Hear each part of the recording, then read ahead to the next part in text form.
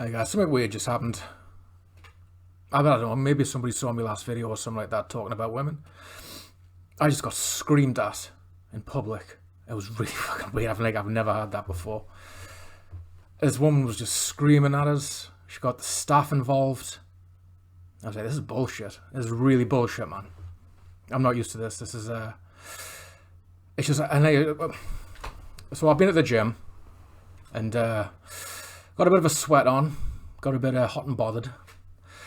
I didn't work out. I was just in the women's changing rooms, I was just, enjoying the view, just having a, I'm sexually attracted to women. So I just went in the women's changing rooms and I was like, oh yes, some sexy girls in here. And they didn't like us. They just started yelling at us, started having a problem with us. And I was like, shit, girls, I have a right to feel safe in a gendered environment. I have the right to be in here. And they were like, no, you don't. You're not a woman. I was like, I am. I've got a passport that says I'm a woman. Anyway, here's my review of Gender Euphoria. Shit, how did you feel about us at that point? Shit. That doesn't happen in the book. I made it up. So a disclaimer. As a libertarian, I'm pro-trans. Might surprise you. But I think you should have the right of identifying how you want. If you want to cut your tits off and cut your dick off and say you're a woman or a man, yes, you can. Your body, you can do it. So in a way, I'm pro-trans. What I'm not for is forcing other people to say you're the man or the woman or whatever like that. That's totalitarian. That's authoritarian. If you're going to try and get people fired or punished or deplatformed or whatever like that for not playing along with what you're doing, you're evil. You're totalitarian. You're authoritarian. It's no different than forcing someone to be Christian or forcing somebody to be capitalist or anything like that. But that's what these guys are doing. Like I say, there's trans and then there's totalitarian trans. These guys, most of them in this book anyway, some of them aren't. Some of them are actually, I was quite surprised to find close to genuine transgender. Like one of them had an ovary issue and I was like, oh, how about that? That's actually like quite close to an actual transgender person. But most of them are the typical woke ones that are screaming for everybody to accept what they are. Like I say, that situation at the beginning of the video was made up, but the circumstances are there. I don't know if he's actually been in there. The guy who said he had a passport that said he was a woman and goes into women's changing rooms and toilets and stuff. But something he keeps bringing up is he deserves to feel safe in there. And you'll find a lot of this in this book. There's a lot of blatant lies, just rehearsed, just spat out blatant lies like all genders can have a period. Having a dick didn't make us any less of a trans woman. There's a lot of stuff like that. And one of the particular ones I really like, it's something what the theists used to do when arguing with the atheists. But the very, I think it's like page 2 in the book. Actually, I'll quote this. Why not? This is what the theists would do when in a debate with an atheist. They would come in and they would take the truth and dismiss it immediately. There we go. Okay, here it is. If you want people to feel sympathy for the trans community, explain we're escaping dysphoria. If you want to demonize the community, tell people our dysphoria is a delusion and shouldn't be indulged. Notice the option of just being honest didn't appear there. You're either demonizing them or you're giving them sympathy.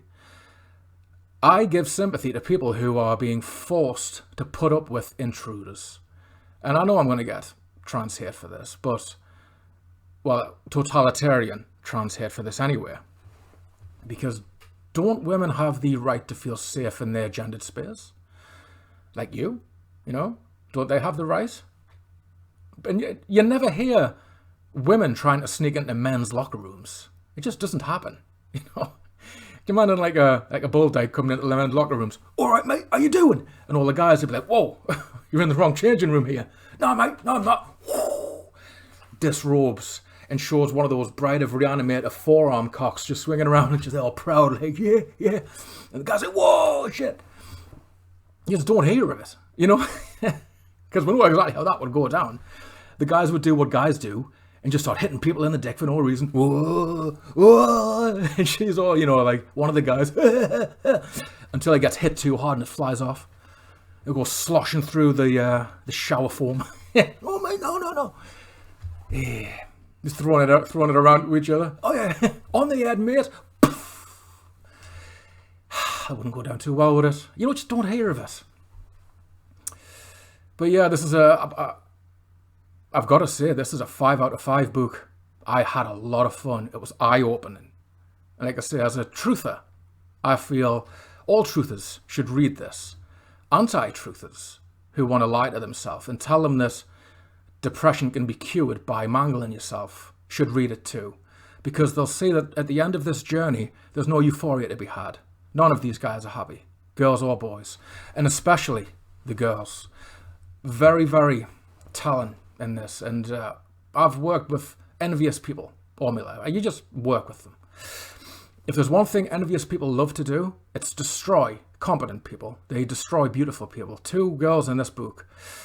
One of them, she described her head of hair as something to gawp at. Strangers would gawp at it. She had a beautiful head of hair. What do you think her envious friends did to it? Yeah, they chopped it off. They encouraged her to chop it off. Pressured her, insisted she do it, and she chopped it off. And she didn't want to do it. That was clear in the book. She really didn't want to do it, but she was pressured to. The other one was pressured into getting hormone replacement therapy. She was nervous about it, but her friends, what kind of friends pressure you to do something, get you the taxi or get the lift or whatever like that, go with you to the appointment, start a savings account for you to have hormone replacement? Who cares that much for you to become what you're not? Somebody who's trying to destroy you. This book tells on itself. It's a book of confessions, basically. There's a lot of wrongdoing in it. There's a lot of deception. There's a lot of outright lies. One girl, she insisted her school refer to her as a boy. And what she wanted was the head teacher to tell the whole year, you have to refer to this girl as a boy now. She's a boy. And because the head teacher, the school didn't, she refused to go to school. But she didn't phrase it like that. She said the head teacher denied her an education. You like that? You like that false accusation? There's plenty more where that came from. I've noticed, like I say, this is why I know I'm going to get it. This is almost a sacred cow to talk about. But it needs to be talked about because people who are going through this surgery, it doesn't help them. And people who are depressed, here's the big reality check. You should be depressed. We're in a miserable system. We're in a miserable slave system. This death of capitalism, this wage slavery, this globalist thing that's coming in. You should be miserable. It's a depressive time to be alive. But the way to fix it isn't to chop parts of your body off and fill yourself with chemicals. It's to fix what isn't working. The system. Distracted myself just for a second there. So, here's something that comes up a lot in this book. Whenever this whole, the miserable thing that I cut off there. These people are miserable, and it isn't because of the gender dysphoria, which is a fake thing. It's power, the feeling. They're miserable because they have a broken home, most of them. Like I said, there's the system itself as well. Some of them come from an oppressive home, but most people, there's like a lot of different authors in this. Most of them come from a broken home. They've got family issues. Half of them are autistic. I don't know why everybody's saying they're autistic. I mean, if I was in a book, I wouldn't say I've got eczema. I don't know why they're telling us that. But the fix is the problem. Because a lot of these people are encouraged to get the gender reassignment surgery. A lot of them are pushed into it by, some of them are therapists, like school therapists and friends at college and just other people. It's not the answer, The answer is dealing with your demons. If you cut parts of your body off, you're not dealing with your demons. They're still there. You've just got brand new ones now. And the always thing I find interesting about the woke community, this weird, because it's not just dressing up, it's actually changing your body. I am recording, yeah. The thing I find interesting is, why would pretty girls and why would beefy men transition into the worst version of the other gender. Girls become puny men, and boys become gigantic women. They're the worst ones to become. You're not going to become Cara Delevingne, and you're not going to become Henry Cavill when you get a transition, but I bet they tell them that. With all that surgery, we're going to pump all these chemicals in, you're going to be fucking shot, man. But a lie, because it doesn't happen. Instead, they become this weird in between neither one thing or the other. That can't help. So, coming back to this, forgot about that. What does gender euphoria actually mean? They give us this little quote on the back. Here it is. Gender euphoria, a powerful feeling of happiness experienced as a result of moving away from one's birth-assigned gender. Interesting way of phrasing it. That happens all the time in the book. They have to rejig the English language to actually make their ideology make sense and not contradict themselves. But they contradict themselves all the time anyway. Hypocrisy is basically, just don't even bother mentioning it. Nobody reinforces, do they call it the binary, the gender binary? Nobody reinforces man and woman more than this movement. Because what do men get to transition? They get the non-girly parts cut off. They get things added. They get estrogen added. And what do women get? They get weird lumps of skin attached in between the legs, and they get testosterone. They get fucking these weird Brillo pad beards. They acknowledge men and women more than anybody else ever does. They are obsessed with men and women. This new transgender movement, it may as well be called the Don't Touch the Book movement. And how do you find out about the Don't Touch the Book movement? Well, you have to pick up the book and look inside it. And as soon as you do, somebody will say, hey, you're touching the book. You shouldn't be doing that. Shut up! This is the Don't Touch the Book movement. It's the most hypocritical, false, full of lying.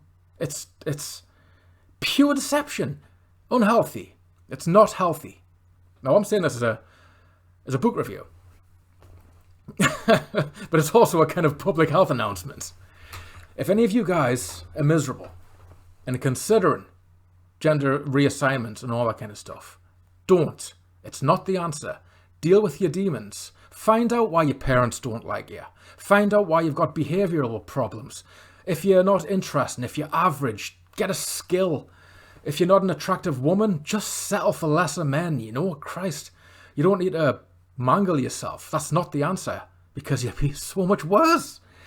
That's the clear thing in this book. These guys aren't happy. They're still not happy. There's no gender euphoria at the end. God damn it. Unhealthy. So, to wrap up, it's filled with lies. It's a lying ideology. It's unhealthy. And I think because of its power, this isn't just trans people. There's a weird power behind this. It's got a lobby. I think it's the herald of something else. I think something else is on the way behind it. Only recently you've heard about that recent story about the guy shaving in the mirror, and there was women going in. They weren't happy, but he was allowed to stay. You know? It forces obedience. That's a trend these days. Anything that forces obedience, anything that has you living in fear, is okay by the rulers. And this is part of it. And I think there's more to it. Maybe there's something to do about this whole gene splicing shit that's coming in the future. Or maybe Apple iVision Pro has some weird kind of changes your face. I don't know. There's more to this than how it's currently going. Because it's as an ideology, it's got too many holes. It's too hypocritical. And even they lose control of it sometimes. Even they tell on themselves. And if anybody ever asks me my pronouns, they are who and you. Have fun with that. Try and make sense of that.